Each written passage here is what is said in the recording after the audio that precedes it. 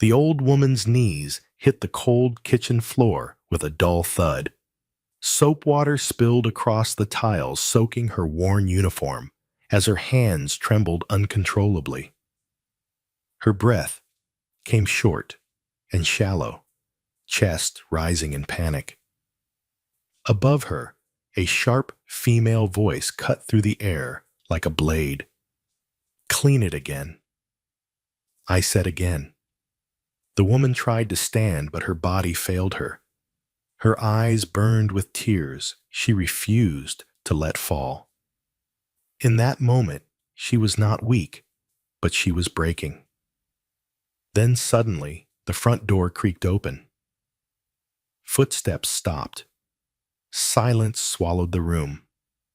A man stood frozen at the entrance, staring at the scene before him. His face drained of color as his eyes locked onto the woman on the floor. And in that instant, everything was about to change. Before we enter this story, tell us in the comments where you're watching from and what time it is in your country. And if you love powerful stories about life, truth, and moral lessons, don't forget to subscribe to the channel. Margaret Okoye had lived long enough to understand one painful truth about life. People revealed who they truly were when they believed no one important was watching. For over 60 years, she had carried herself with quiet dignity. Widowed early, she had raised her only son with discipline, faith, and sacrifice. There were nights she went to bed hungry so Daniel could eat. Years she wore the same faded dresses while paying for his education. She never complained, never asked for praise. Watching her son rise to become one of Lagos's most respected billionaires had been her greatest reward. Daniel Okoye was now the CEO of Okoye Developments, a construction and infrastructure empire stretching across Nigeria and beyond. His name commanded respect in boardrooms and government offices. But to Margaret, he was still the boy who once cried when she left him at school. When Daniel announced he was getting married, Margaret had smiled, truly smiled. The woman he planned to marry was Vanessa Adebayo, beautiful, polished, confident. She came from a good family, spoke elegantly, dressed impeccably, and knew exactly how to behave around powerful people. In public, she was grace itself. Yet something about Vanessa unsettled Margaret. It wasn't jealousy. It wasn't fear of losing her son. It was instinct, the kind only a mother develops after decades of watching human behavior. Vanessa was kind when Daniel was present, warm, gentle, respectful. But whenever she thought no one important was watching, her eyes changed. Her smile vanished too quickly. Her patience snapped without warning. Margaret noticed the small things. How Vanessa barely greeted the gatekeeper. How she snapped her fingers at waiters in restaurants. How her voice sharpened when speaking to drivers or cleaners. Daniel didn't see it. Or perhaps he didn't want to. He loves her, Margaret told herself one evening as she sat alone in her modest apartment in Surulere. But love should not make a man blind. She prayed about it, long and hard. Margaret was not a woman who interfered lightly. She respected boundaries. She believed adults must choose their own paths, but she also believed that marriage revealed a person's true nature, and once entered, it was not easily escaped. If Vanessa lacked kindness now, what would she become after marriage? After children, after power. One afternoon, Margaret visited Daniel's mansion unannounced. The house was vast white walls, marble floors, glass railings, and quiet luxury in every corner. Yet it felt strangely cold to her, too perfect, too controlled. Vanessa greeted her at the door with a bright smile. "Mummy, you should have called," she said, leaning in for a quick hug that didn't quite reach her eyes. Margaret smiled back. "I was nearby. I just wanted to see you." Vanessa nodded, already distracted by her phone. "Please sit. I'll ask the maid to bring you something." Margaret watched as Vanessa snapped her fingers toward the kitchen without even turning her head. "Aisha, bring water." The tone made Margaret's heart sink. "Aisha." The house help rushed out immediately, head lowered. In that moment, Margaret made a decision that would change everything. That evening, Margaret returned home and packed a small bag. She chose her oldest clothes: simple wrappers, faded blouses, flat sandals. She removed her jewelry: no earrings, no necklace, not even her wedding ring. She looked at herself in the mirror for a long time. "You are doing this for your son," she whispered, "not to destroy, but to protect." The next morning, Margaret called Daniel. "My son," she said gently, "I've been feeling lonely. I thought maybe I could stay close to you for a while." Daniel hesitated. "Mum, you know you're always welcome, but the house is busy now. Vanessa is planning the wedding." "I don't want to disturb," Margaret said quickly. "Actually, I was thinking perhaps I could work." Daniel laughed softly. "Work, Mum? You don't need." "I know," she interrupted, her voice calm but firm. "But I want to. Just something small. I heard you were looking for an extra helper in the house." There was a pause. "You want to work as staff?" Daniel asked, confused. "Yes," Margaret replied. "No one needs to know who I am. Let me see how things truly are in your home." Daniel was silent for a long time. "Mum, are you sure I am?" she said. "Please." Against his better judgment, Daniel agreed. He thought his mother was simply bored. He never imagined the test she was about to conduct. 2 days later, Margaret returned to the mansion, not as Daniel Okoye's mother, but as Madame Maggie, a middle-aged woman looking for work. Vanessa barely glanced at her. "You're old," Vanessa said bluntly, scanning her from head to toe. "Can you even handle cleaning?" Margaret lowered her eyes. "I will try, madam." Vanessa sighed. "Fine. Aisha will show you what to do. But don't be slow. I hate laziness." Margaret nodded respectfully. Inside, her heart ached, not for herself, but for what this behavior revealed. As Vanessa turned and walked away, heels clicking sharply against the floor, Margaret whispered silently, "So this is who you are, when you think you have power." That night, Margaret lay awake in the small staff room, staring at the ceiling. She knew the path ahead would not be easy. She would be insulted, dismissed, humiliated. But she was ready, because a woman who could endure poverty, loss, and sacrifice for her child could endure anything, especially the truth. And soon that truth would come to light. Margaret's first morning as Madame Maggie began before sunrise. The staff quarters behind the mansion were quiet, wrapped in the soft blue light of early dawn. She rose slowly from her narrow bed, her joints aching slightly, but her resolve firm. She tied her wrapper carefully, slipped her feet into worn sandals, and whispered a short prayer under her breath. "Give me strength, and give me clarity." By the time the main house stirred awake, Margaret was already sweeping the courtyard. The broom scratched softly against the tiles, a rhythm she knew well from years past. There was nothing unfamiliar about the work itself. What felt unfamiliar was doing it under another woman's authority, especially one young enough to be her daughter. Vanessa emerged from the bedroom wing just after 7. She wore a silk robe, hair perfectly wrapped, phone pressed to her ear. She didn't greet anyone. Her eyes scanned the courtyard, landed on Margaret, and narrowed slightly. "You," she said sharply, snapping her fingers. "Come."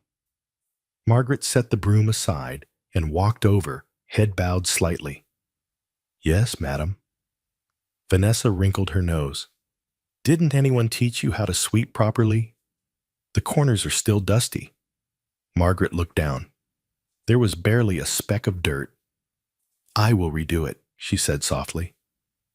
Vanessa waved her hand dismissively. "And hurry. I don't like repeating myself." She turned and walked away, already dialing another number. Margaret returned to her work without a word. But inside her chest, something tightened.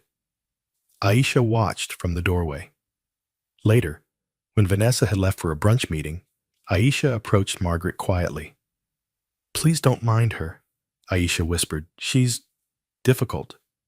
Margaret gave a small smile. "Thank you, my daughter." Aisha hesitated. "If you need help, just tell me." Margaret nodded. "I appreciate that."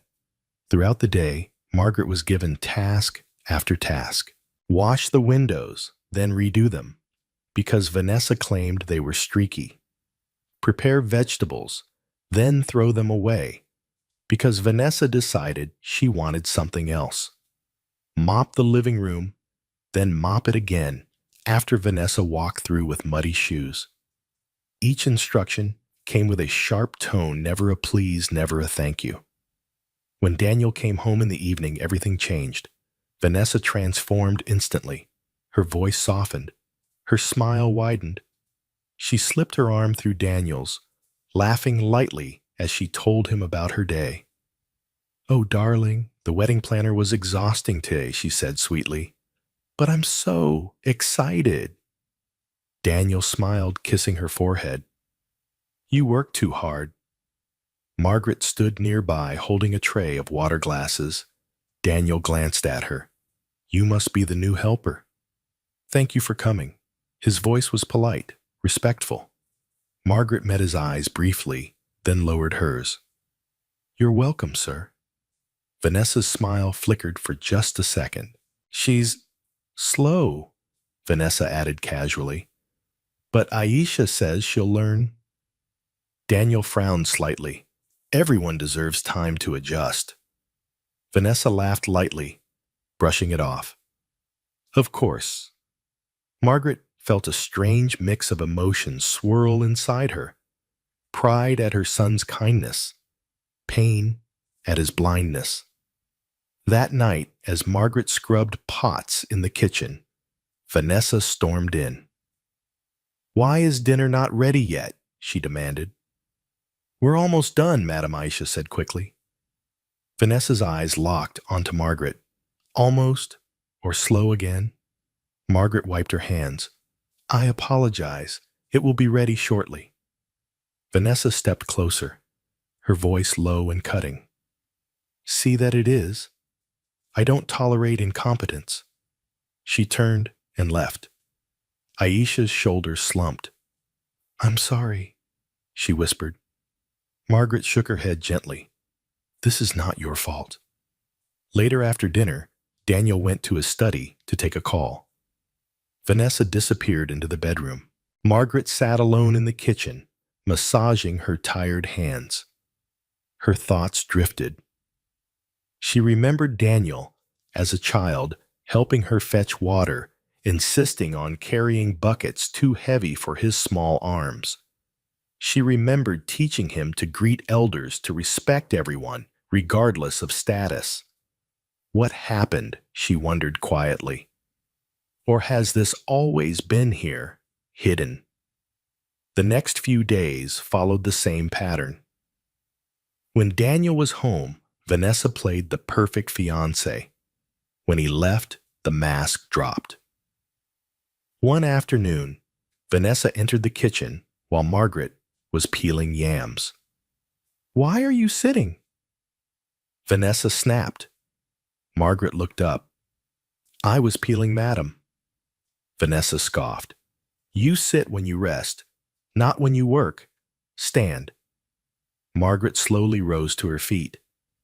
Vanessa watched her for a moment, then added, "And don't use too much water." "Do you think it's free?" Margaret nodded. "Yes, madam." After Vanessa left, Margaret leaned against the counter, her breath shallow. Aisha rushed over. "Mama, are you okay?" Margaret forced a small smile. "I am." But that night alone in her room, she cried quietly. Not loud sobs, just silent tears sliding down her face. She wasn't crying because of the insults. She had endured worse in life. She was crying because she now knew without doubt that the woman her son planned to marry lacked compassion. And compassion, Margaret believed, was the foundation of any true home. Still, she didn't stop the test. If anything, she leaned into it. She paid closer attention, listened more carefully, observed how Vanessa treated drivers, security guards, vendors at the gate. Each day confirmed her fears. Vanessa believed kindness was weakness. She believed power meant control. She believed respect was something taken, not earned. And worst of all, she believed no one important would ever see her true self. Margaret folded her clothes neatly that evening and sat on her bed, staring at the wall. "This is only the beginning," she whispered, "for both of us." Because what Vanessa did not know was this: every word, every glance, every act of cruelty was being seen and remembered. By the end of the first week, the mansion no longer felt unfamiliar to Margaret. It felt revealing. The walls were the same. The marble floors still shone. The chandeliers still glittered under soft golden light. Yet beneath the beauty, Margaret could now sense the emotional temperature of the house, and it was cold. Vanessa's behavior followed a predictable rhythm. In the mornings, she woke irritable, snapping at everyone within reach. By midday, she became commanding, issuing orders, as if power itself flowed from her voice. And in the evenings, when Daniel returned, she transformed into a picture of warmth and affection, her laughter light, her words gentle, her patience suddenly endless. Margaret watched it all closely. One morning, as Margaret wiped the dining table, Vanessa entered with a clipboard in hand. "I made a list," she announced. "You seem forgetful." Margaret paused. "A list, madam, yes," Vanessa replied, placing it down sharply. "Daily duties. Follow it exactly. No excuses." Margaret picked up the paper. The list was excessive tasks repeated unnecessarily, some contradicting others. Vanessa crossed her arms. "And don't think because you're old, I'll go easy on you. I don't tolerate laziness." Margaret lowered her head. "I understand." Vanessa's eyes lingered on her for a moment, as if searching for resistance. Finding none, she scoffed and walked away. As soon as she was gone, Aisha hurried over. "She's never done this before," Aisha whispered. "She's targeting you." Margaret gave a faint smile. Sometimes people reveal more when they believe they are in control. Aisha frowned. "You speak like someone educated." Margaret chuckled softly. "Life teaches many lessons." Later that afternoon, Daniel returned home earlier than expected. Vanessa greeted him at the door, arms around his neck, her voice soft and musical.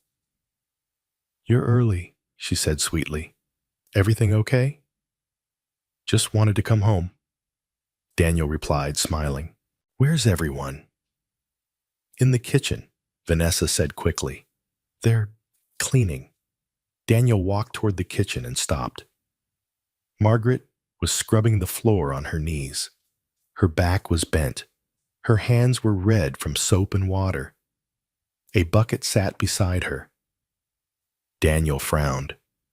Why is she on the floor? Vanessa's smile tightened. Oh, she made a mess earlier. I told her to clean it properly.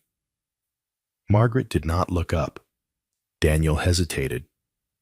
Aisha usually handles the floors. Vanessa laughed lightly. She's teaching the new one. Teamwork, you know. Daniel nodded slowly, unconvinced, but unwilling to argue. Thank you, he said to Margaret.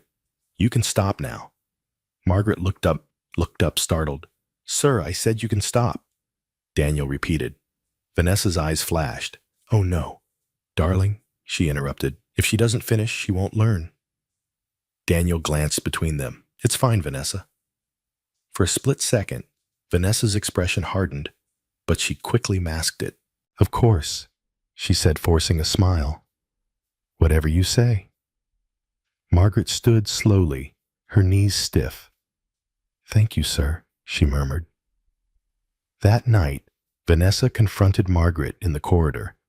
Don't ever try to use pity on him, she hissed. Margaret looked genuinely confused. Madame Vanessa stepped closer. You think kneeling on the floor will make him feel sorry for you? Don't be foolish. Margaret met her gaze briefly. I did not ask him for help. Vanessa's jaw clenched. Know your place. She walked away. Margaret remained still for a long moment, then continued on her way. Inside her chest, her heart ached, not from fear, but from disappointment. The following day, Vanessa invited her friends over, the living room filled with laughter, perfume, and sharp heels clicking against the floor. Margaret served drinks, quietly moving in and out like a shadow. As she passed behind Vanessa, one of the women wrinkled her nose. Who's that? She asked, not bothering to lower her voice. The new maid Vanessa replied casually. She's manageable. The women laughed softly. Margaret felt the sting, but her face remained calm. Then, as Margaret reached to refill a glass, Vanessa suddenly shifted her arm. The glass tipped. Red wine spilled across the white rug. Vanessa gasped dramatically. Oh my God, what have you done? Margaret froze. I'm sorry. Sorry, Vanessa snapped loudly. Do you know how expensive this rug is? The room fell silent. All eyes turned to Margaret. I will clean it, Margaret said quietly. Vanessa scoffed. Clean it, you've ruined it. She turned to her friends. Honestly, this is why I don't like old staff. They're clumsy. Margaret knelt down immediately, blotting the stain with a cloth. Vanessa stood over her. Careful, she said mockingly. Don't stain your uniform too. Laughter rippled awkwardly around the room. Margaret's hands shook slightly, but she kept working. Later, after the guests left, Aisha approached her eyes full of concern. I'm so sorry, she whispered. She did that on purpose. Margaret nodded. I know. That night, Daniel noticed the stain still faintly visible on the rug. What happened? He asked. Vanessa waved her hand dismissively. The maid was careless. I've already warned her. Daniel frowned, but said nothing. Margaret stood in the doorway unseen. She realized then that this test was not only about Vanessa, it was also about Daniel, about whether he would ever truly see what was happening right in front of him. In her room, Margaret sat on the bed, exhaustion settling deep into her bones. She could stop now, reveal herself, end the charade, but she didn't, because she hadn't yet seen enough. She wanted to know how far Vanessa would go. When there were no witnesses, she feared no image to protect. She wanted to know who her son was truly marrying, and she was willing to endure more to find out. As Margaret lay down to sleep, a quiet resolve filled her heart. The truth she whispered into the darkness always rises. And soon, very soon, it would rise in this house. Margaret began to notice that cruelty, when repeated often enough, always attracted witnesses. They were not always bold witnesses. Sometimes they were silent ones, eyes that looked away too quickly, shoulders that tensed at the sound of approaching footsteps, hands that trembled while holding trays. And among all of them, Aisha was the one who watched the closest. Aisha had worked in the Okoye household for nearly 8 years.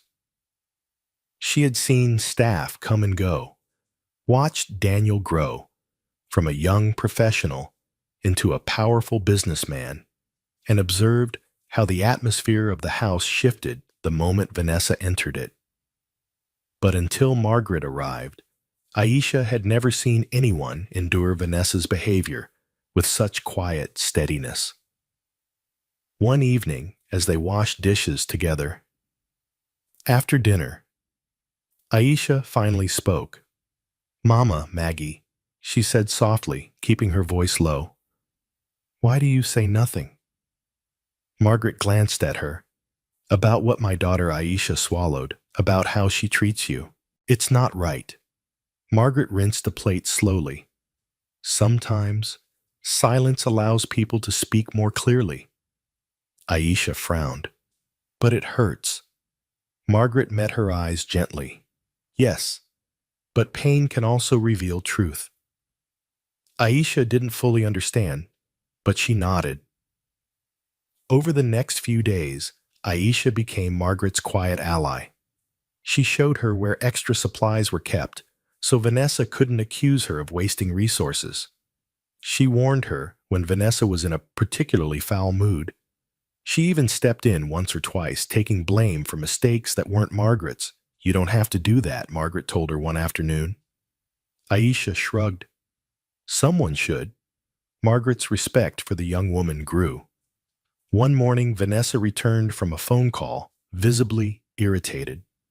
She stormed into the kitchen, heels striking the floor sharply. "Where is my breakfast?" she demanded. "It's almost ready," Madam, Aisha replied quickly. Vanessa's eyes shifted to Margaret. "Almost ready? Or slow again?" Margaret straightened. "It will be served now." She placed the tray carefully on the counter.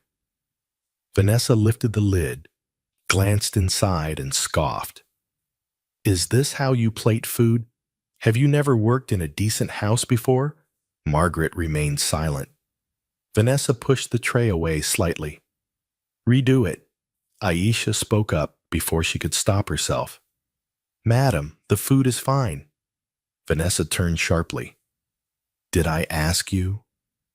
Aisha's face flushed. "No, madam." "Then mind your work," Vanessa snapped. "Both of you." As Margaret replated the food, she noticed Aisha's hands shaking. Later, when Vanessa left the house, Aisha burst into tears. "I can't take this anymore," she whispered. "She wasn't like this before." Margaret sat beside her. "What do you mean?" Aisha wiped her eyes. "When she first came, she was strict but manageable.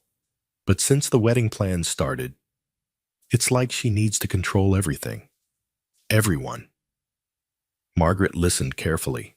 "Does Daniel know?" she asked. Aisha shook her head. "No. And if we tell him, she'll deny it. She always does." Margaret nodded slowly. People like that rely on disbelief. That evening, Daniel invited his mother, unaware she was right there to dinner at a restaurant downtown. He wanted to discuss wedding arrangements, guest lists, venues. Vanessa glowed that night. Elegant dress, perfect makeup, polished laughter. At the restaurant entrance, a security guard greeted them. "Good evening, sir." "Good evening, madam." Daniel nodded politely. Vanessa didn't respond. As they walked past, the guard murmured, "Welcome." Vanessa rolled her eyes. "Why do they talk so much?" Daniel glanced at her. "He was just greeting us." Vanessa shrugged. "It's annoying." Margaret, back at the mansion, heard about the dinner later from the driver who spoke quietly to Aisha in the kitchen. "She refused to tip," he said, even after they carried her bags. Aisha sighed. "She never does." Margaret said nothing, but her heart grew heavier. A few days later, Daniel left town for a 2-day business trip. The change was immediate. Vanessa became harsher, her patience thinner. She woke Margaret before dawn, calling her name sharply from the hallway. "Come and clean the guest bathroom," she ordered. "I don't want to smell bleach later." "Yes, madam," Margaret replied. After scrubbing for nearly an hour, Margaret emerged, her back aching. Vanessa inspected the bathroom, running her finger along the sink. She smiled coldly. "Redo it." Margaret looked at the spotless surface. Madam Vanessa's eyes narrowed. "Are you questioning me?" "No," Margaret said calmly. "I will redo it." Vanessa watched her return to her knees, a satisfied glint in her eyes. Later that afternoon, Margaret slipped slightly while carrying laundry down the stairs. She caught herself on the railing, but the basket tumbled, clothes spilling onto the floor. Vanessa appeared instantly. "What is this nonsense?" she shouted. "I'm sorry," Margaret said, bending to pick up the clothes. Vanessa laughed bitterly. "Of course you are. Always sorry. Always useless." Aisha rushed over. "Madam, it was an accident." "Enough," Vanessa snapped. "Both of you get out of my sight." As they walked away, Aisha whispered, "She enjoys this." Margaret nodded. "Yes, she does." That night, Margaret sat alone in her small room, her body sore, her spirit weary.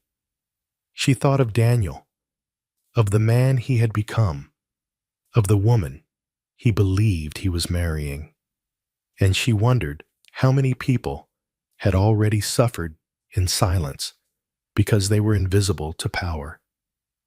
The next morning, Margaret overheard Vanessa on the phone. "Yes, I know," Vanessa said, her voice sharp. "Once we're married, things will be different. This house will be mine. I won't have to pretend anymore." Margaret froze. Vanessa continued, unaware she was being heard. "I'm tired of acting nice. People should know their place." Margaret stepped back quietly, her heart pounding. That was the moment she realized the truth was deeper than she feared. This wasn't stress. This wasn't wedding pressure. This was character. And character, once revealed, did not change easily. Margaret sat on her bed, laid her hands clasped together. "The mask is slipping," she whispered, "and soon it will fall." But she also knew something else. Vanessa was growing careless, and careless people always made mistakes. Mistakes that could no longer be hidden. The invitation came without warning. Vanessa announced it casually during breakfast, her tone light, almost cheerful. "I'm having a small gathering this afternoon," she said, scrolling through her phone. "Just a few friends. Keep the house spotless." Margaret nodded. "Yes, madam." Aisha stiffened beside her. She knew what that meant. Whenever Vanessa hosted guests without Daniel present, the house became a stage and the staff unwilling props. By noon, the mansion was polished to perfection. Cushions aligned, floors gleaming, curtains drawn just right, to let sunlight pour in softly, highlighting the luxury Vanessa loved to display. Margaret moved quietly, her body tired, but her focus sharp. She sensed something coming, something heavier than the usual sharp words and unnecessary orders. The guests arrived just after 2. 3 women stepped in, dressed in designer outfits, laughter trailing behind them. Their heels clicked confidently across the marble floor as they embraced Vanessa like royalty. "Oh, Vanessa, this place is stunning," one of them said. Vanessa smiled proudly. "Of course, Daniel has good taste." She turned sharply toward the kitchen. "You bring drinks." Margaret appeared with a tray of chilled juice and wine glasses, head slightly bowed. As she approached, one of the women glanced at her and whispered, not quietly enough, "Is she new?" Vanessa laughed lightly. "Yes, she's old-fashioned." The women chuckled. Margaret placed the tray gently on the table. Vanessa gestured dismissively. "Stand there, in case we need anything." Margaret remained still. The conversation flowed: shopping trips, wedding plans, honeymoon destinations abroad. Vanessa soaked in the admiration. Her voice animated, her smile wide. Then deliberately, Vanessa reached for her glass of red wine. She took a sip, paused, and frowned. "This isn't cold enough," she said loudly. Margaret stepped forward. "I can replace it, madam." Vanessa waved her hand. Too late. She tilted the glass just slightly. The wine spilled. Not onto the table, not onto the floor, onto the cream-colored carpet. Gasps followed. Vanessa jumped to her feet dramatically. "Oh my God, look what you've done." Margaret froze. "Madam, you spilled wine on my carpet." Vanessa shouted, her voice sharp with accusation. "Are you blind?" The guests stared. Margaret's hands trembled slightly. "I'm sorry. I will clean it immediately." Vanessa crossed her arms, satisfaction flickering briefly across her face. "On your knees. Now." The room went quiet. Aisha, standing at the doorway, felt her breath catch. Margaret hesitated for half a second, then slowly lowered herself to the floor. She knelt, reaching for a cloth. One of the guests shifted uncomfortably. Vanessa snapped, not taking her eyes off Margaret. "People must learn responsibility." Margaret dabbed at the stain carefully. Vanessa continued, her voice cold. "This carpet cost more than your monthly salary. Be careful before you make things worse." Margaret said nothing. Her knees pressed painfully against the hard floor. Her back ached. Her chest tightened, but her face remained calm. Minutes passed. Finally, Vanessa waved her hand. "Enough, go." Margaret rose slowly, her movements stiff. As she turned to leave, Vanessa added casually, "And after they leave, clean the entire living room again." "I don't want any smell." "Yes, madam," Margaret replied quietly. The laughter resumed, but it sounded forced now. Aisha followed Margaret into the kitchen, eyes burning. "I'm so sorry," she whispered. "That was cruel." Margaret placed the cloth down her hands, shaking slightly. Cruelty often wears confidence as a mask. When the guests finally left the house, fell silent. Vanessa leaned against the couch, scrolling through her phone. "You," she called. "Come." Margaret approached slowly. Vanessa stood and looked her up and down. "You embarrassed me today." Margaret blinked. "Madam, you made my guests uncomfortable." Vanessa continued. "Next time, be less dramatic." Margaret inhaled deeply. "I did only what you asked." Vanessa stepped closer, lowering her voice. "Don't talk back to me." Margaret met her eyes briefly, just long enough to send a shiver down Vanessa's spine, then lowered her gaze. "I apologize," Vanessa scoffed. "Good." She walked away. That night, Margaret's knees swelled painfully. She moved slowly every step, a reminder of the humiliation she had endured.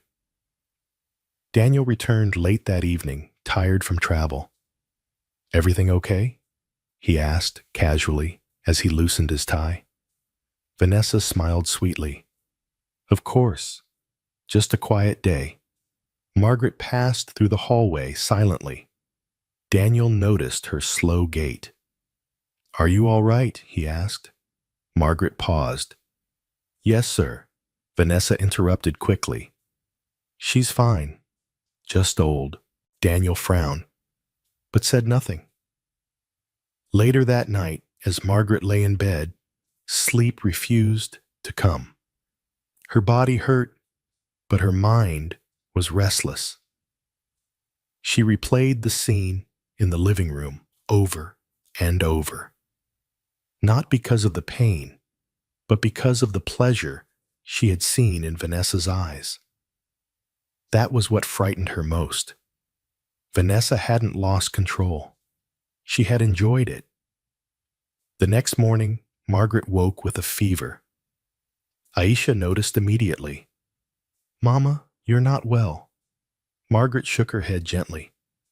"I'll be fine." Vanessa noticed too and rolled her eyes. "If you're sick, don't touch my things," she said sharply, "and don't expect sympathy." Margaret said nothing. As she worked slowly through the day, her vision blurred once or twice. Her steps became heavier. By afternoon, she felt dizzy. She sat down briefly on a stool in the kitchen. Vanessa walked in and froze. "Why are you sitting?" she snapped. Margaret looked up, her voice weak. "I felt faint." Vanessa scoffed. "Drama." She turned and walked away. Moments later, Margaret collapsed. Aisha screamed. The sound echoed through the house. When Margaret regained partial consciousness, she was lying on the floor. Aisha cradling her head, tears streaming down her face. Vanessa stood nearby, arms crossed. "Get her up," she said impatiently. "I don't want this mess." Aisha looked up furious. "She needs help." Vanessa shrugged. "Then call someone." Aisha reached for her phone with shaking hands. Margaret's vision blurred again. As darkness threatened to pull her under, one thought filled her mind. How much longer will this go on? She didn't know yet, but fate was already shifting. Because soon, very soon, Daniel would see what no one could hide forever. And when he did, the house that once echoed with quiet obedience would erupt with truth. Margaret woke to the steady beeping of a monitor and the sharp scent of antiseptic. For a moment, she didn't know where she was. The ceiling above her was white and unfamiliar, the light too bright. Her body felt heavy, every limb aching, as though she had carried the weight of the world on her back. Then memory returned, fragment by fragment. The dizziness, the fall, Aisha's scream. She tried to sit up, but a wave of weakness forced her back onto the bed. "Easy," a calm voice said. Margaret turned her head slightly and saw a nurse standing beside her, adjusting an IV line. The nurse was young, her expression gentle. "You collapsed from exhaustion and dehydration," the nurse explained. "You're lucky your colleague acted quickly." Margaret swallowed. "How? How long have I been here?" "Since yesterday evening." Margaret closed her eyes briefly. A day lost. A day Vanessa had probably not even noticed. Moments later, the curtain beside the bed was pulled aside. Daniel stepped in. He looked different here, no suit, no confident posture. His face was tense, his eyes shadowed with worry. "Mama Maggie," he said softly. Margaret opened her eyes and met his gaze. Seeing him like this, concerned, uncertain, nearly broke her composure. "Sir," she murmured, attempting to sit up again. "Please don't," Daniel said quickly, moving closer. "The doctor said you need rest." He pulled a chair beside the bed and sat down heavily, running a hand through his hair. "I don't understand how this happened," he said. "Aisha said you've been working non-stop." Margaret hesitated. "I only do what is asked." Daniel frowned. "You shouldn't be treated like that. Not here." There it was, a crack in the wall. Margaret studied her son's face carefully. She wanted so badly to tell him everything, to reach out, take his hand, and say, "My son, look closer, listen." But she held back. "Not yet. I'm fine now," she said gently. "I don't want to cause trouble." Daniel's jaw tightened. "You didn't cause this." Before Margaret could respond, footsteps echoed outside the room. Vanessa entered, heels clicking sharply against the hospital floor. She stopped when she saw Daniel sitting beside the bed. "Oh," she said, forcing a smile. "I didn't realize you'd be here already." Daniel stood up. "She collapsed, Vanessa. The doctor said she's severely exhausted." Vanessa glanced at Margaret, then shrugged lightly. "These things happen. She is old." Margaret flinched internally, but her face remained still. Daniel stared at Vanessa, disbelief creeping into his expression. "She collapsed at home, Vanessa." "At our home." Vanessa sighed. "Daniel, please. You're making this bigger than it is." Daniel didn't respond immediately. The silence grew heavy. Eventually, Vanessa checked her phone. "I have a fitting appointment. I'll come back later." She turned to leave, pausing briefly. "I hope you recover quickly," she added flatly to Margaret. When she was gone, Daniel sat back down slowly. "I'm sorry," he said quietly. "I should have noticed sooner." Margaret's chest tightened. "You are not responsible for everything," she said gently. Daniel shook his head. "I am responsible for my home." For the first time since arriving, he looked truly unsettled. Later that day, as Margaret rested, Daniel stepped out into the corridor to make a call. He dialed Aisha. "How bad was it?" he asked. Aisha hesitated, then spoke honestly. "Sir, it's been bad for a while." Daniel closed his eyes. "Why didn't you tell me?" Aisha's voice trembled. "We were afraid." Daniel leaned against the wall, the weight of realization pressing down on him.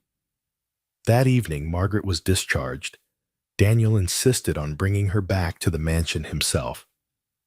As the car pulled into the driveway, Margaret felt a familiar heaviness settle in her chest. Inside, Vanessa was already waiting. She smiled brightly when Daniel entered. "You're back early." Daniel didn't return the smile. "We need to talk," he said. Vanessa's expression shifted subtly. "About what?"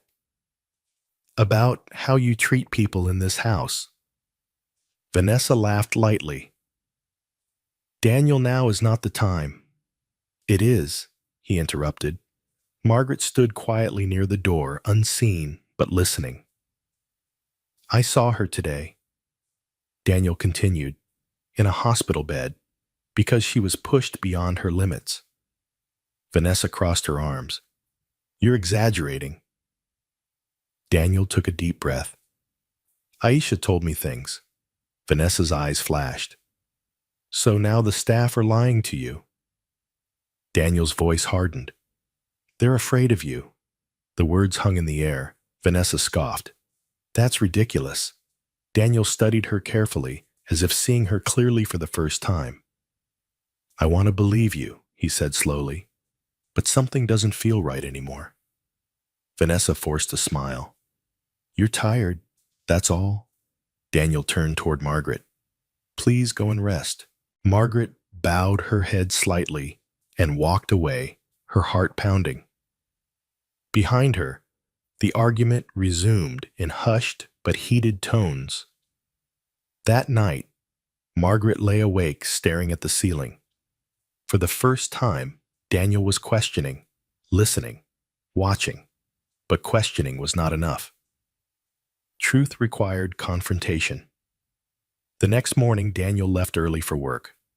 Vanessa wasted no time reclaiming control. She stormed into the staff area, eyes blazing. You think you've won something? She snapped at Margaret, running to Daniel like a helpless old woman. Margaret looked up calmly. I said nothing to him. Vanessa leaned closer. Don't insult my intelligence. Margaret met her gaze steadily. You don't need my words to reveal yourself. Vanessa froze for a split second, then laughed sharply. You think you're clever, she said. You're nothing. She turned to Aisha, and you one more lie, and you're out.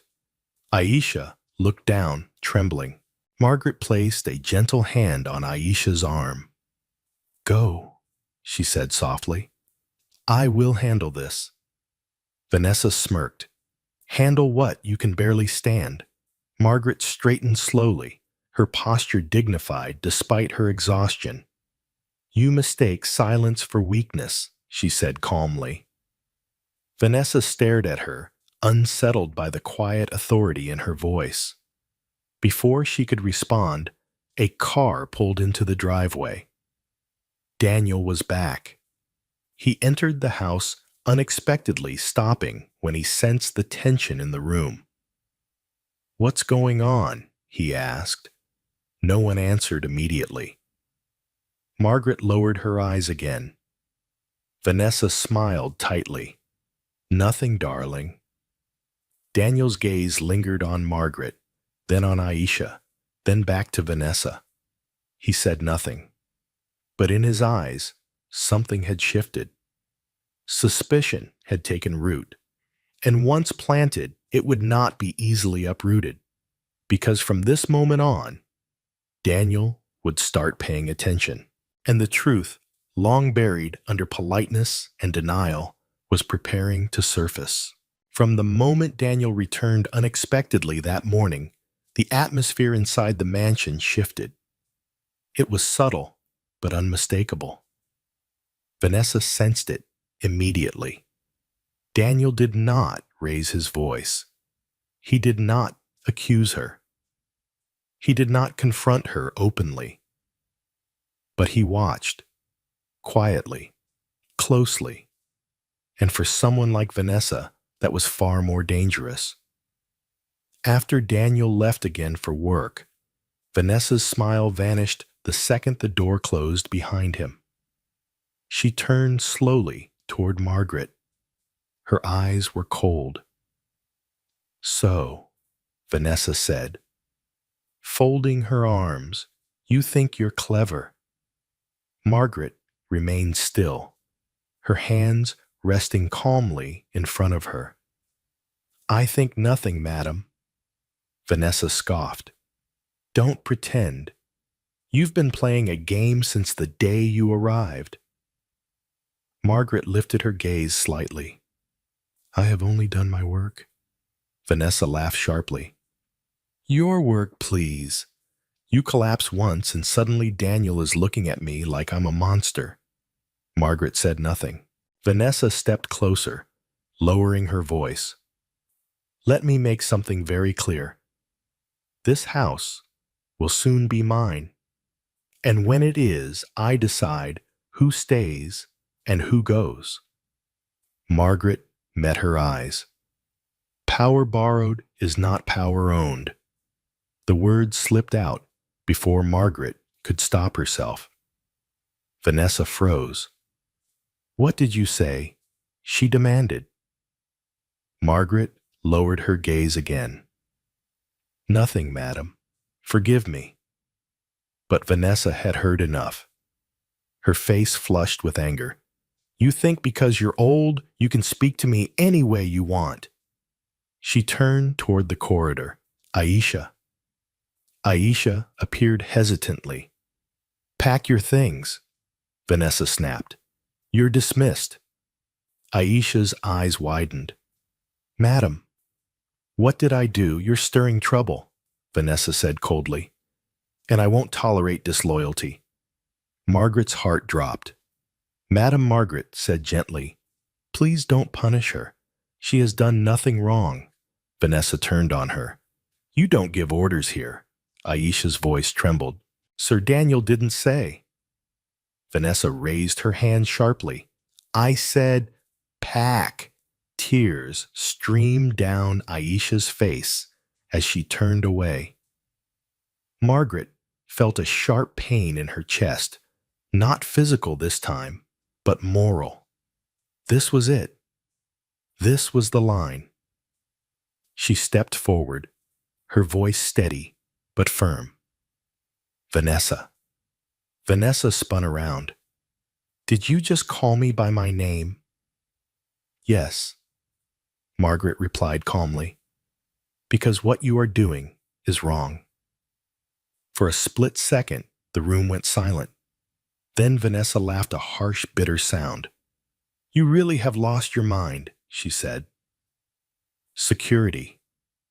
Before Margaret could react, 2 security guards appeared at the entrance of the staff area. Vanessa pointed at Margaret. She's causing trouble. Remove her. The guards hesitated, clearly uncomfortable. Margaret straightened her back. I will go, she said calmly. But know this truth does not need permission to exist. Vanessa rolled her eyes. Take her out. As the guards gently guided Margaret toward the door, Aisha collapsed into sobs. Mama, I'm sorry, Aisha cried. Margaret squeezed her hand briefly.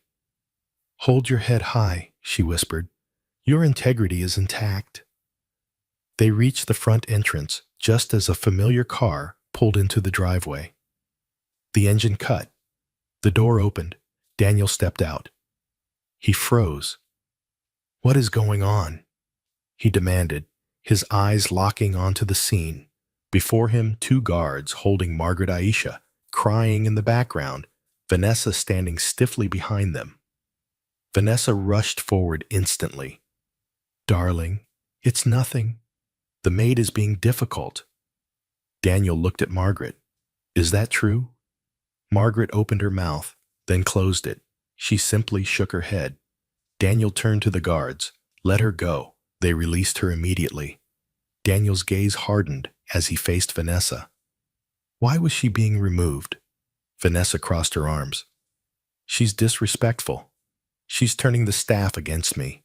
Daniel's voice dropped. By collapsing from exhaustion. By getting sick.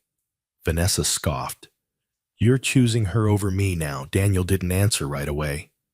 Instead, he looked around at Aisha's tear-streaked face, at the guards' uneasy expressions, at Margaret, standing quietly, dignity intact despite everything. Then he said quietly, Everyone else leave us. The staff retreated. Vanessa laughed nervously. Daniel, you're overreacting. Daniel turned to Margaret. Did you say anything to provoke this? Margaret met his eyes. I asked her not to punish another person for her anger. Silence. Daniel turned slowly to Vanessa. Is that true? Vanessa hesitated, just for a moment. Then she snapped. So now I can't discipline my own staff in my own house? Daniel's jaw clenched. It is not your house. The words hit like a slap. Vanessa's face drained of color. I don't recognize you right now, Daniel continued quietly. This is not the woman I thought I knew. Vanessa's eyes filled with tears, but they were not tears of remorse. They were tears of fear. You're humiliating me, she whispered. Daniel shook his head. No, you're revealing yourself. He turned to Margaret. Please, go rest. Margaret nodded slowly and walked away, her heart pounding. Behind her, Voices rose, not shouting, but sharp. That night, Vanessa locked herself in the bedroom. Daniel slept in the guest room. The house felt divided, no longer ruled by Vanessa's confidence, but by uncertainty. In her small room, Margaret sat on the bed, hands clasped tightly together. She had not planned for things to escalate this quickly. She had hoped to observe longer, to gather more truth. But Vanessa had forced the moment. Margaret whispered a prayer. May truth be gentle, even when it is painful. The next morning, Daniel knocked on Margaret's door. She opened it slowly. Can we talk? He asked. She nodded. They sat in the small room, so different from the luxurious spaces Daniel was used to. I owe you an apology, Daniel said quietly. I should have protected you.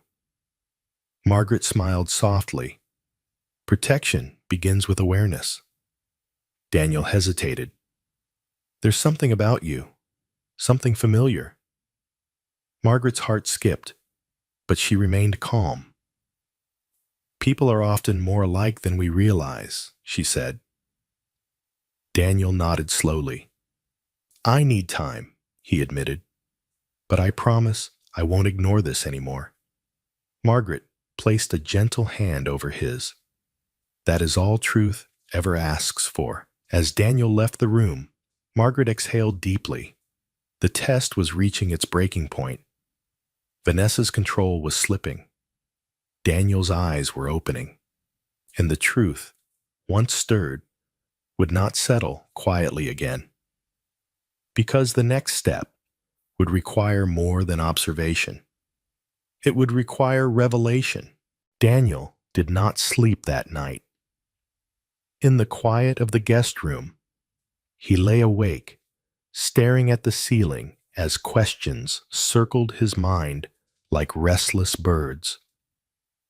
Every memory of the past few weeks replayed itself, moments he had dismissed, gestures he had overlooked, silences he had misunderstood. The way the staff stiffened when Vanessa entered a room. The way conversation stopped abruptly. The fear he now recognized in Aisha's eyes. And most of all, the calm dignity of the old woman he had hired as a helper. A dignity that did not match her position. At dawn, Daniel rose and stood by the window. Lagos was already waking up, horns blaring in the distance, vendors setting up stalls, life moving forward without waiting for his confusion to clear. He dressed quietly and left the room. In the kitchen, he found Aisha preparing tea, her movements cautious, as though bracing for something. Aisha, Daniel said gently. She nearly dropped the kettle. I'm sorry, sir, she said quickly. I didn't hear you. Daniel shook his head. You don't need to apologize. I need to ask you something. Aisha hesitated, eyes darting toward the corridor that led to the bedroom wing. Daniel noticed. Vanessa is still asleep, he said. Please, just be honest with me. Aisha swallowed hard. How long has this been going on? Daniel asked. Aisha's hands trembled as she set the kettle down. Since Madame Vanessa moved in fully. Daniel closed his eyes briefly. Why didn't anyone tell me? Because she always said no one would believe us, Aisha replied quietly. And because she's your fiancée. The words cut deeper than Daniel expected. What about Mama Maggie? He asked. What did she do to deserve this? Aisha shook her head. Nothing. She was kind to everyone. She even protected me. Daniel felt something twist painfully in his chest. Thank you, he said softly. You can go. Aisha nodded, relief and fear mixing in her expression. Daniel left the kitchen and walked through the house slowly, deliberately. He noticed things he had never paid attention to before, Locked doors, hidden cameras he had installed years ago for security, but rarely checked corners of the house that felt tense rather than peaceful. He stopped in front of the security room. Inside, a guard stood and saluted. "Good morning, sir." Daniel nodded. "I need access to the cameras. From the past 2 weeks." The guard hesitated only a moment. "Yes, sir." Daniel sat down in front of the screens. At first, nothing seemed unusual. Staff moving quietly. Vanessa walking confidently through the house orders being given. Then Daniel noticed patterns. Vanessa's posture changed when she thought she was unobserved. Her voice sharpened. Her gestures became abrupt, dismissive. He watched as Margaret scrubbed floors long after they were already clean. He saw Vanessa knock over a glass, deliberately, then step back, arms crossed, watching Margaret kneel. Daniel's stomach churned. He watched another clip, Vanessa threatening Aisha, finger-pointed face contorted with anger. Then another Margaret, standing protectively in front of Aisha, speaking calmly, refusing to back down. Daniel pushed his chair back slowly, his hands shaking. So this was the truth. Not rumors, not misunderstandings. Evidence. He sat there for a long time, the hum of the monitors filling the room. By the time Daniel left, the sun was fully up. Vanessa emerged from the bedroom later that morning, dressed immaculately, confidence restored. She found Daniel in the living room, standing near the window. "Good morning," she said brightly. "You look tired." Daniel turned to her slowly. "We need to talk." Vanessa sighed dramatically. Again, Daniel held her gaze. "I've seen the footage." For the first time since he had known her, Vanessa faltered. "What footage?" she asked, though her voice lacked conviction. "The cameras," Daniel replied. "All of them." Silence fell between them. Vanessa laughed nervously. "Daniel, you're spying on me now." "I was protecting my home," he said calmly. "And I failed." Vanessa's smile faded. "Those people exaggerate everything." Daniel shook his head. "I watched you humiliate her. Again and again." Vanessa's tone hardened. "So what if I corrected her?" "That's not abuse. That's management." Daniel took a step closer. "You enjoyed it." Vanessa's eyes flashed. "Don't psychoanalyze me." Daniel exhaled slowly. "Tell me something, Vanessa. If this is how you treat people who depend on you, how will you treat people who disagree with you?" Vanessa crossed her arms. "You're choosing staff over your future wife?" Daniel's voice was steady. "I'm choosing truth over denial." Vanessa laughed sharply, bitterness creeping in. "You think that old woman is innocent? You have no idea who she is." Daniel froze. "What do you mean?" Vanessa smirked. "She's been manipulating you, acting weak, playing the victim." Daniel stared at her. "You're wrong." Vanessa stepped closer, her voice low and venomous. "You think she's just some poor old maid? There's something strange about her. The way she speaks, the way she looks at you." Daniel's heart began to pound. "I want her gone," Vanessa said firmly. "Today." Daniel shook his head. "No." Vanessa's eyes widened. "What? She stays," Daniel replied.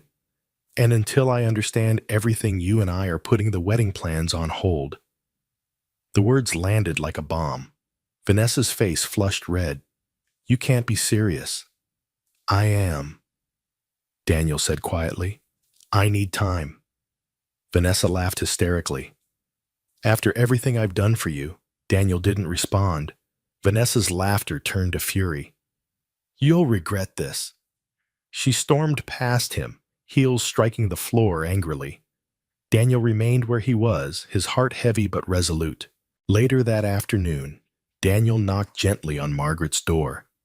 She opened it slowly, I need to ask you something, he said. Margaret nodded. Come in. They sat facing each other in the small room. I saw the cameras, Daniel said softly. Margaret closed her eyes briefly, then opened them. I see. Why didn't you tell me? He asked, pain evident in his voice. Margaret smiled sadly.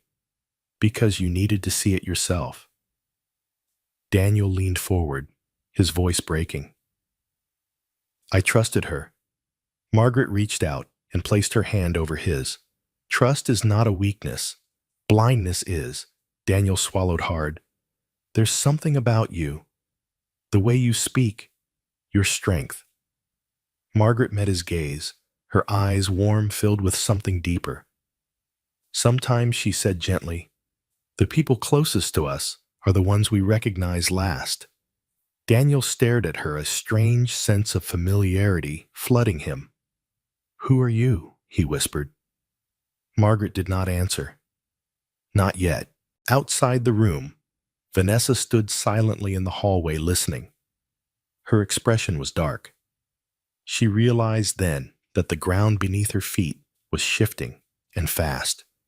The power she thought she held was slipping away. And when power begins to slip, people reveal their most dangerous selves. Vanessa turned away slowly, her mind racing. If truth was coming, she would not go down quietly. Vanessa did not confront Daniel again that day. Instead, she became unnervingly calm. Too calm. She moved through the house with a controlled smile, greeting staff. With forced politeness, her voice suddenly sweet, her tone carefully measured. To anyone watching from the outside, it would have looked like a woman correcting her mistakes. But beneath the surface, something darker was forming. Margaret noticed it immediately. People who changed overnight were rarely repentant. They were strategic. That evening, Vanessa knocked on Margaret's door. The sound alone made Aisha stiffen from across the corridor. Margaret opened the door slowly. Vanessa stood there holding a tray, tea and bread neatly arranged. Her posture was stiff, her smile tight. I thought I should check on you, Vanessa said softly. Daniel said, you've been through a lot. Margaret studied her carefully. That's kind of you. Vanessa stepped inside without waiting for permission and placed the tray on the small table. I owe you an apology, she continued. I've been stressed. Wedding pressure, expectations. You understand. Margaret nodded gently. Stress reveals what we already carry. Vanessa's jaw tightened slightly, but she quickly recovered. I hope we can start fresh, Vanessa said, extending her hand.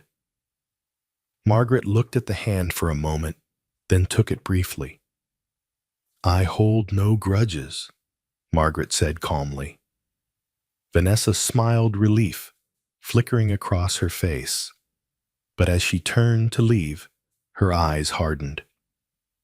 Later that night, Vanessa made a call. Her voice was low, urgent. Yes? I need you to do something for me, she whispered into the phone. It's about an old woman in the house. Margaret, passing quietly down the corridor, heard her name mention the maid. She stopped listening. She's dangerous, Vanessa continued. Daniel trusts her. Too much. Margaret stepped back silently. The next morning, Vanessa played her role flawlessly. She helped set the table. She thanked Aisha. She even smiled at Margaret. Daniel watched carefully, suspicion still present, but softened by hope. See, Vanessa said lightly, people can change. Daniel nodded slowly. I hope so. Margaret said nothing. That afternoon, a stranger arrived at the gate, a woman in a neatly pressed suit holding a folder. I'm here about a complaint, she said to the security guard. Regarding illegal employment. The guard frowned. Illegal employment? Yes, the woman replied. An elderly woman working without proper documentation. I was informed. She collapsed on duty. Daniel was called immediately. He stood at the gate, confusion turning to anger as the woman introduced herself as a labor officer. Who filed this complaint? Daniel demanded. The officer hesitated. It was anonymous. Daniel's eyes flicked toward the house. Vanessa watched from the balcony, above her face, carefully composed. Margaret was called outside. She stood calmly, hands clasped, as the officer questioned her. Do you have identification? The officer asked. Margaret nodded. Yes. She reached into her bag, but paused. Daniel noticed. Mama Maggie, he said gently. What is it? Margaret looked at him. Her eyes held something heavy now, something resolved. Daniel, she said softly, there are truths that cannot be hidden forever. Vanessa's breath caught. Margaret reached into her bag and pulled out an envelope, not her ID. She handed it to Daniel. What is this? He asked. Open it, she replied. Daniel hesitated, then tore it open. Inside were documents, legal papers, a familiar name printed clearly at the top. Margaret Okoye. Daniel's heart stopped. He stared at the name, then at the photograph attached, then back at the woman standing before him. Mum, he whispered. The world seemed to tilt. Vanessa staggered back from the balcony railing. The officer gasped. Madam, you're... Yes, Margaret said calmly. I am his mother. Daniel dropped the papers. Mum, he said again, louder this time. What? Why? Margaret stepped closer. Because you are about to marry a woman who believes power excuses cruelty. Daniel's chest heaved. You did all this? For me, Margaret nodded. For your future. For your soul. Vanessa rushed downstairs. This is manipulation, she shouted. She lied to everyone. Daniel turned on her, rage blazing in his eyes. You tried to have my mother arrested. Vanessa froze. I was protecting myself, she cried. She was interfering. Daniel laughed bitterly. Interfering or exposing you? The labor officer stepped back awkwardly. I'll take my leave. Daniel waved her off without looking. The house fell silent. Vanessa looked around desperately. Daniel, please. I love you. Daniel shook his head slowly. You love control. Margaret spoke softly. I gave you every chance to choose kindness. Vanessa's voice broke. You humiliated me. Margaret met her gaze. No. You humiliated yourself. Daniel straightened his voice firm. The wedding is canceled. Vanessa screamed. You can't do this to me. Daniel's voice did not waver. I already have. Security escorted Vanessa to pack her things. As she passed Margaret, she hissed, You think you've won? Margaret replied gently, I think my son has. That night, mother and son sat together in the living room, truly together, for the first time in years. I'm sorry, Daniel whispered. I didn't see. Margaret took his hands. Seeing late is better than never. Outside the city, lights flickered. Inside, a home was finally healing. But the consequences of cruelty had only just begun. The house felt strangely hollow after Vanessa left. Her laughter was gone. Her sharp heels no longer echoed across the marble floors. Even the air itself seemed lighter, as if the walls had been holding their breath for weeks and were only now allowed to exhale. Margaret sat quietly on the couch, her hands folded in her lap, watching Daniel pace back and forth across the living room. He looked shaken, not angry, not relieved. Shaken. "I can't believe it," Daniel said finally, his voice low. "All this time, it was you." Margaret lifted her eyes to him. "I never stopped being your mother." Daniel let out a bitter laugh. "And I never recognized you." He stopped pacing and sat down across from her, rubbing his temples. "You cooked. You cleaned. You were humiliated in my house," he said, his voice cracking. "And I let it happen." Margaret reached out and touched his arm gently. "You didn't let it happen out of cruelty. You let it happen out of trust." Daniel looked at her sharply. "Trust almost ruined my life." Margaret shook her head. "No, blind trust almost did. Wisdom comes when trust learns to ask questions." Daniel swallowed hard. "I feel like a fool," he admitted. Margaret smiled sadly. "Every parent knows this moment will come. The moment your child realizes you cannot protect them from everything, but you can still guide them." Daniel leaned back, staring at the ceiling. "Do you know what hurts the most?" he asked quietly. "It's not that she was cruel. It's that she never thought she'd be caught." Margaret nodded. People who believe they are untouchable forget one thing: character leaves footprints. The following morning, the house buzzed with whispers. The staff gathered in small groups, exchanging glances, unsure of what the future held. No one knew whether Daniel would blame them for their silence or dismiss them for their fear. Daniel called a meeting. Everyone stood nervously in the living room as he entered. "I owe all of you an apology," he said plainly. "I failed to see what was happening under my roof." Silence filled the room. "I promise you this," Daniel continued. "No one will ever be mistreated here again. Not by anyone. Not under my name." Aisha's eyes filled with tears. "Thank you, sir," she whispered. Daniel nodded. "You showed courage when it mattered." After the meeting, Daniel turned to Margaret. "I want you to move into the main house," he said firmly. "The guest suite. The one with the garden view." Margaret hesitated. "I don't need luxury." Daniel smiled faintly. "You deserve peace." Margaret agreed, not for comfort, but for closure. Later that day, Daniel received a call that made his chest tighten. It was Vanessa. Her voice was shaky, defensive. "This is getting out of hand," she said. "People are talking." Daniel's tone was cold. "They're talking because you showed them who you are." Vanessa scoffed. "You think this makes you noble?" Daniel replied calmly. "It makes me honest."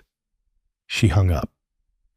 That evening, Margaret stood alone in the garden, watching the sun sink behind the trees. Daniel joined her.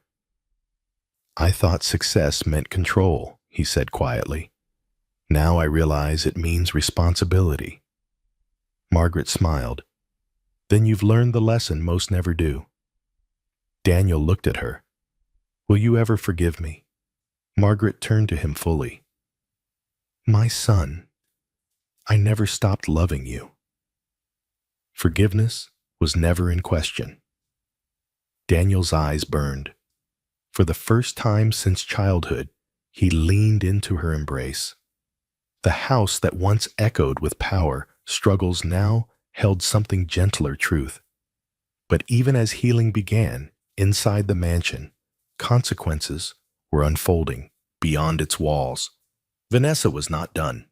She sat alone in her apartment, scrolling through social media, reading whispers and rumors. CEO cancels wedding after shocking revelation. Bride exposed for mistreating staff. Her hands shook. "This is not over," she muttered, "because when pride is wounded deeply enough, it does not retreat quietly. It plots." And while Daniel believed the storm had passed, another wave was already forming. One that would test not just his judgment, but his heart. Vanessa did not sleep that night. She sat on the edge of her bed in her new apartment, the city lights of Lagos glowing faintly through the window, her phone clutched tightly in her hand. Every notification felt like an insult. Every headline felt like an accusation. Billionaire calls off wedding. After shocking truth. Fiancée accused of abusing staff. She threw the phone onto the bed and stood up abruptly. This was supposed to be my life, she whispered, pacing the room. My future. In her mind, the story had already been written, the grand wedding. The admiration, the power that came with being Mrs. Okoye. She had believed she was untouchable, protected by beauty status and Daniel's love. And then, an old woman had shattered everything. No, Vanessa muttered. She planned this, every part of it. The more she thought about it, the more her anger sharpened into something colder, more dangerous. Revenge.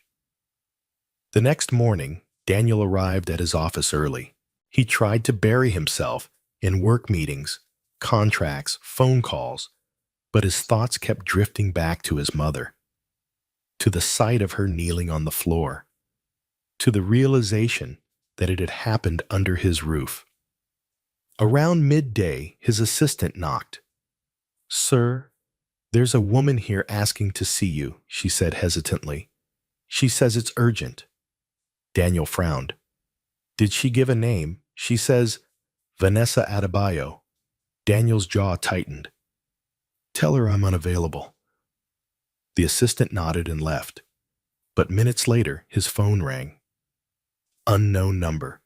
Against his better judgment, Daniel answered. "What do you want?" he asked flatly. Vanessa's voice came through trembling, not with sadness, but with fury barely contained. "You think you can destroy me and walk away?" she demanded. Daniel sighed. "Vanessa, this conversation is over." "No, it's not," she snapped. "Your mother humiliated me in front of everyone. She turned you against me." Daniel's voice hardened. "My mother revealed the truth. You did the rest yourself." There was a brief silence, then Vanessa laughed. "You're making a mistake," she said quietly. "People like me don't just disappear." Daniel hung up. Back at the mansion, Margaret sensed the unease before she understood it. She sat in the garden with a cup of tea, enjoying the quiet she had not felt in weeks. Aisha joined her, relaxed for the first time in a long while. "Mama," Aisha said softly, "do you think she will come back?" Margaret looked up at the sky. People who lose power often try to reclaim it in dangerous ways. As if summoned by her words, the gate buzzer sounded. The security guard's voice crackled through the intercom. "Madam, there is a woman here insisting on entry. She says she has something important to say." Margaret's heart sank slightly. "What is her name?" Aisha asked. The guard hesitated. "Vanessa Adebayo." Aisha stiffened. "She has no right. Let her in," Margaret said calmly. Aisha stared at her. Mama Margaret placed her cup down. Some storms must be faced, not avoided. Moments later, Vanessa marched into the garden. Her expression carefully composed, sunglasses hiding her eyes. She removed them slowly, her gaze locking onto Margaret. "So," Vanessa said coolly, "here you are, enjoying the life you stole." Margaret stood slowly, her posture straight, her voice calm. "No one stole anything from you, Vanessa?" Vanessa laughed bitterly. "You ruined me. Margaret shook her head. I gave you opportunities to choose kindness. You chose cruelty. Vanessa stepped closer. You think exposing me makes you righteous. Margaret met her gaze. I think it protects my son. Vanessa's lips curled. Your son is weak. Aisha gasped. Margaret's eyes hardened, but only briefly. Leave, Margaret said quietly. Before you say something you cannot take back. Vanessa smiled coldly. Oh, I already have. She pulled a folded document from her bag and thrust it forward. I filed a lawsuit, Vanessa said. Defamation, emotional distress, abuse of power. Aisha cried out. That's madness. Margaret took the document, calmly scanning it. Vanessa leaned in. Let's see how noble you look when the courts get involved. Margaret folded the paper neatly and handed it back. You are free to do what you believe is right, Margaret said. But remember, truth does not fear investigation. Vanessa scoffed. We'll see. She turned sharply and walked away. That evening, Daniel returned home to find his mother unusually quiet. She came here, Margaret said gently when he asked. She's planning to fight. Daniel's shoulders sagged. I was afraid of that. Margaret touched his hand. Do not fear accountability, my son. Fear compromise of character. The lawsuit made headlines within days. Vanessa painted herself as a victim, claiming manipulation, humiliation, betrayal. Some media outlets eagerly picked it up, hungry for drama. Daniel's board of directors expressed concern. This could damage the company, one warned. Daniel listened calmly. Then we will respond with the truth. Margaret insisted on one thing. I will testify, she said firmly. Daniel protested. Mom, you don't have to. Yes, I do, Margaret replied, because silence is what allowed her behavior to grow. The court date was set. On the morning of the hearing, the courtroom buzzed with tension. Vanessa arrived dressed impeccably. Confidence restored, cameras flashing as she stepped inside. Margaret entered quietly through a side door, dressed simply, her face serene. When Margaret took the stand, the room fell silent. She spoke slowly, clearly, without anger. She described her decision, her observations, the humiliation she endured not to accuse but to reveal.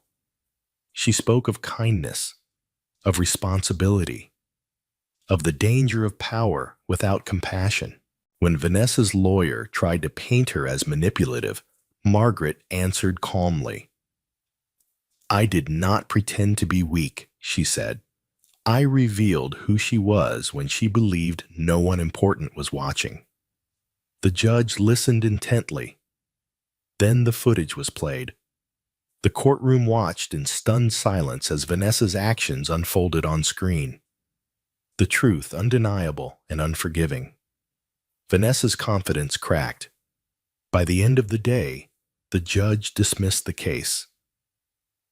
Outside the courthouse, Vanessa stood alone, reporters calling out questions she could no longer answer. Daniel walked beside his mother, shielding her from the crowd. As they reached the car, Margaret paused. Vanessa, she said softly.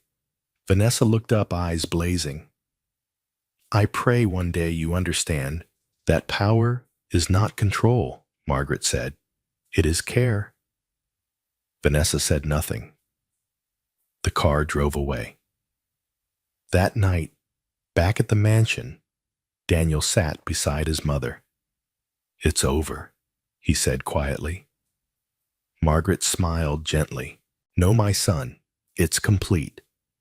Because sometimes justice does not roar. It stands calmly and lets the truth speak for itself. The days after the court ruling felt strangely quiet. Not peaceful quiet.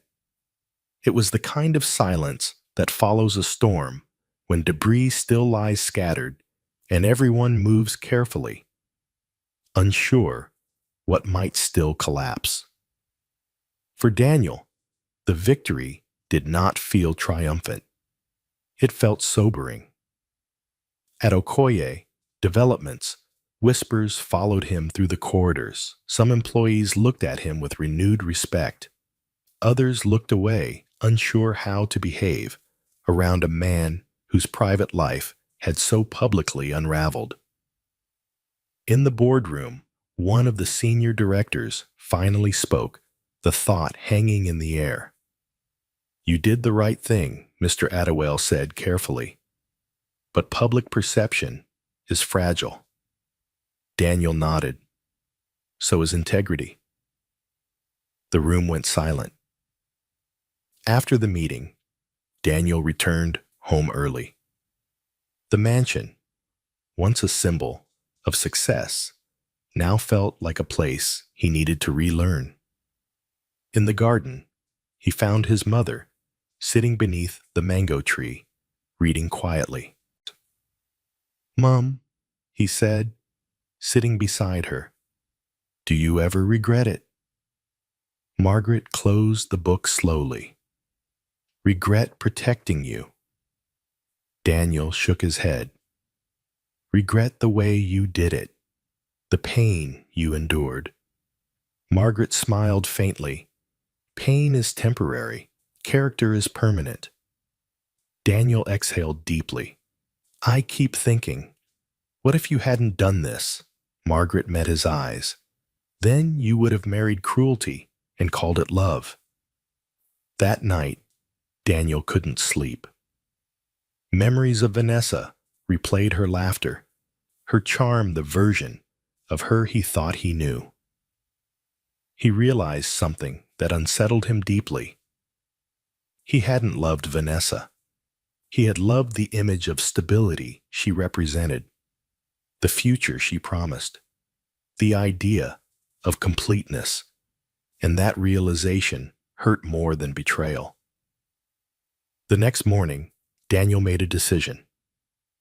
He called a company-wide meeting. Hundreds of employees gathered in the auditorium, confusion buzzing in the air.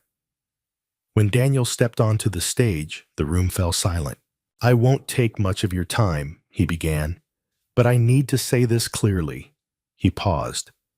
"What happened in my home happened under my authority, and for that I take responsibility." Murmurs rippled through the room. "I allowed respect to be confused with fear," Daniel continued, "and I allowed silence to protect the wrong behavior." He straightened.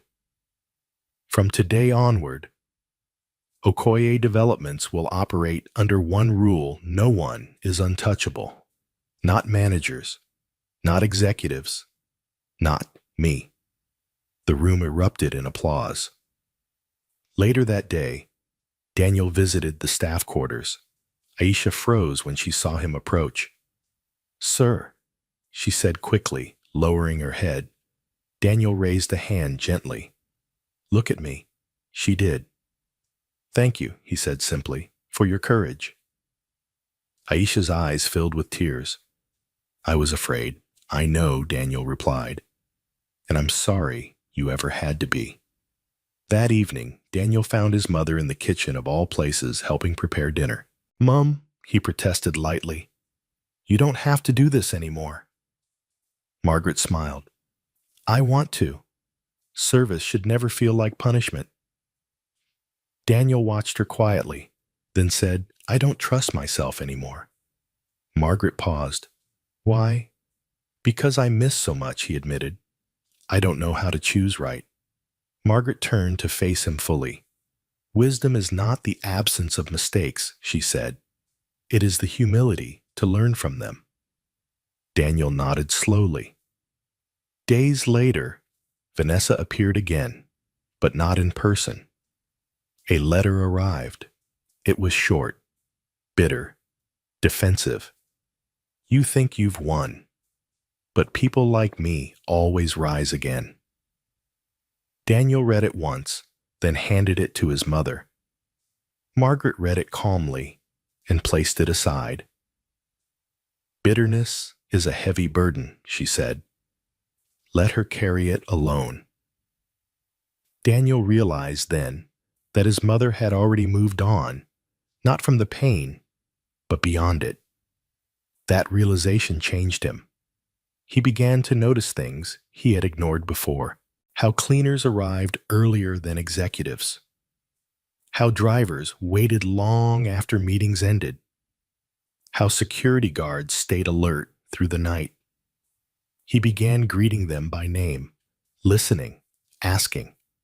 One afternoon, while leaving the office, Daniel saw a young woman arguing with a security guard at the gate. She was upset, clutching a folder. "I just want to submit my application," she said. "I've been turned away 3 times. Daniel intervened gently. "What's the issue?" The guard explained policy. The woman's shoulders sagged. Daniel took the folder. "Come tomorrow morning," he said to her. "I'll make sure someone listens." As the woman walked away, grateful and stunned, Daniel felt something unfamiliar but grounding: purpose. That night, Daniel spoke quietly to his mother. "I want to change how I lead," he said. "Not just at home, everywhere." Margaret nodded. "Then start where you are." He did. Months passed. The scandal faded from headlines. Vanessa disappeared from public view, her voice replaced by silence. But the impact of her actions remained in lessons learned, in systems restructured, in a man reshaped. Daniel canceled all wedding plans permanently, not out of bitterness, but out of clarity. One evening, as they sat together, watching the city lights, Daniel asked softly, "Will you ever trust someone again, Mom? After what you saw in me?" Margaret turned to him, eyes warm. "I never lost trust in you. I trusted the truth to reach you." Daniel smiled sadly. "And if it hadn't," Margaret squeezed his hand, "then I would have kept standing in your way until it did." Daniel laughed quietly. In that moment, he understood something profound. Love was not blind support. Love was courageous interference. And sometimes the greatest act of love was to let someone see themselves without excuses. The storm had passed, but what it left behind was stronger than what existed before. Time has a way of exposing what remains after emotion fades. For Daniel, the weeks that followed were not filled with dramatic confrontations or public apologies. Instead, they were marked by something far more difficult: quiet accountability. He returned to his routines, but nothing felt the same. Every decision now carried weight. Every interaction felt like a test of the man he was becoming. One afternoon, as Daniel sat in his office reviewing contracts, his phone buzzed with an unfamiliar number. He hesitated, then answered. "Daniel Okoye," a man's voice said politely. "My name is Mr. Balogan. I represent Vanessa Adebayo." Daniel's jaw tightened. "What does she want now?" The lawyer cleared his throat. "My client wishes to reach a private settlement. She is willing to issue a formal apology in exchange for a non-disclosure agreement." Daniel leaned back in his chair, stunned not by the request, but by the emptiness he felt hearing her name again. "No," he said calmly. There was a pause. "Sir, no settlement, no silence," Daniel repeated. "The truth doesn't need to be hidden." The call ended. When Daniel told his mother later that evening, she nodded approvingly. "Silence purchased by fear is not peace," Margaret said. "It's surrender." Meanwhile, Vanessa's world continued to unravel. The social circle that once adored her grew distant. Invitations stopped coming. Friends avoided her calls. Sponsors withdrew quietly, not wanting to be associated with controversy. For the first time, Vanessa experienced something unfamiliar. Invisibility. She sat alone in a cafe one afternoon, scrolling through photos from her past life events. Luxury trips, carefully curated smiles. Each image felt like a reminder of what she had lost. It wasn't supposed to end like this, she muttered. And yet deep down, she knew it wasn't the ending. It was the consequence. Back at the mansion, Margaret noticed subtle changes in her son. Daniel listened more than he spoke.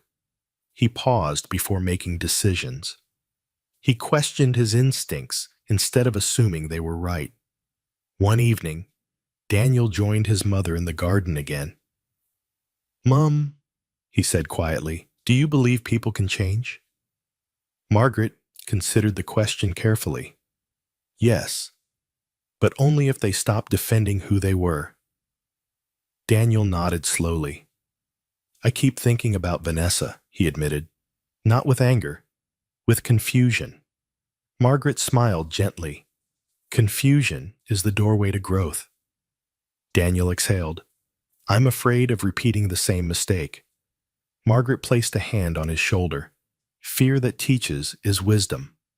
Fear that controls is cowardice." The following week, Daniel visited a charity foundation his company supported. It was a small organization working with domestic workers, women who had endured years of silent mistreatment. As Daniel listened to their stories, something shifted deeply within him. One woman spoke softly, eyes downcast. "Most of us stay because we have no choice. If we speak, we lose everything." Daniel felt a familiar ache in his chest. After the meeting, he pulled the director aside. "I want to do more than donate money," Daniel said. "I want protection systems, legal support, hotlines." The director looked surprised. "That would change lives," Daniel nodded. "It should." When he returned home and told Margaret, her eyes shone. "This," she said, "is how pain becomes purpose." Meanwhile, Vanessa reached her breaking point. She stood in front of her mirror one evening, staring at a woman she barely recognized. The confidence was gone. The arrogance cracked. She remembered Margaret's words in the courtroom. "Power is not control, it is care." For the first time, Vanessa wondered if she had ever truly cared for anyone beyond herself. The thought terrified her. In a rare moment of humility, Vanessa picked up her phone and typed a message to Daniel. "I don't expect forgiveness, but I need to say this. I was wrong." Daniel read the message in silence. He did not respond immediately. Instead, he showed it to his mother. Margaret read it carefully, then handed the phone back. "Forgiveness is not reconciliation," she said. "You may forgive her without reopening the door." Daniel nodded. He replied with one sentence. "I hope you learn from this." That was all. As months passed, the scars left by the ordeal slowly softened. The house regained warmth. Laughter returned, not forced, but genuine. Aisha was promoted to head of household staff, her confidence blossoming. One evening, as Daniel prepared to leave for an international conference, he paused by his mother's door. "Mom," he said. "What if I never marry?" Margaret smiled. "Then make your life worthy of love anyway." Daniel laughed softly. "You always have answers." Margaret shook her head. "No, I just have faith." On the flight that night, Daniel looked out the window as the city lights faded below. He thought about power, love, and the kind of legacy he wanted to leave behind. He knew one thing for certain now. Character mattered more than charm. Kindness mattered more than status. And truth, no matter how painful, was always the better companion. Because in the end, The consequences of cruelty were unavoidable. But so were the rewards of courage. The season of testing had ended, but the season of rebuilding had only just begun. Daniel returned from his conference a quieter man, less impressed by applause, less distracted by admiration. The world had shown him its polished side for years, but now he understood how easily polish could hide rot. Back home, the mansion no longer felt like a stage. It felt like a home. Margaret had changed too, not in strength, but in posture. She walked freely now, no longer carrying the invisible weight of pretense. Staff greeted her with respect, not fear. Aisha often joined her in the evenings, listening closely as Margaret shared lessons that sounded simple but carried deep truth. One evening, Daniel joined them. "I've been thinking," he said slowly, "about the test you gave me." Margaret looked up.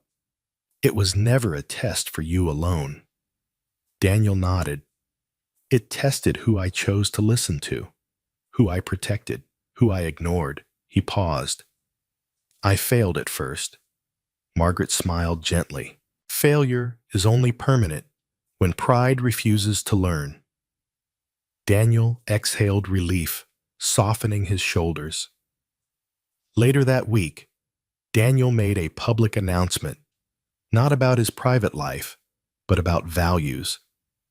At a company-wide forum, he stood before employees and partners.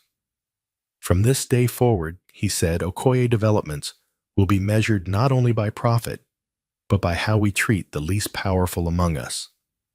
Policies were rewritten, anonymous reporting systems installed, managers retrained. People noticed, not just within the company, but beyond it. Margaret watched quietly from the audience, tears shining in her eyes, not of pride alone, but of peace. Meanwhile, Vanessa's story faded from public view. She moved cities, changed circles, lost the attention she once fed on. But in that silence, something unexpected happened. Reflection. One evening, alone in her apartment, Vanessa replayed the moment Margaret had knelt on the floor, quiet, dignified, unbroken. For the first time, shame outweighed anger. Not the shame of being exposed, but the shame of having been that person. Whether she would truly change, no one knew. But the seed had been planted. Back at the mansion, Daniel sat beside his mother under the same mango tree where so many truths had surfaced. "I'm grateful," he said softly, "even for the pain." Margaret nodded. "Pain that teaches is mercy in disguise." Daniel smiled. "If I ever choose someone again, I'll choose differently." Margaret squeezed his hand. "Choose someone who is kind when no one is watching." As the sun dipped below the horizon, Daniel felt something he hadn't felt in a long time. Hope. Not the loud, reckless kind, but the steady kind. The kind built on awareness, humility, and truth. Because the greatest inheritance Margaret gave her son was not wealth or status or protection. It was sight. And with sight, Daniel could now build a future that would not collapse under its own pride. One rooted in dignity, strengthened by compassion, guided by truth. This story reminds us that true character is revealed not by how we treat those who can benefit us, but by how we treat those who cannot fight back. Power without compassion becomes cruelty. Love without discernment becomes blindness.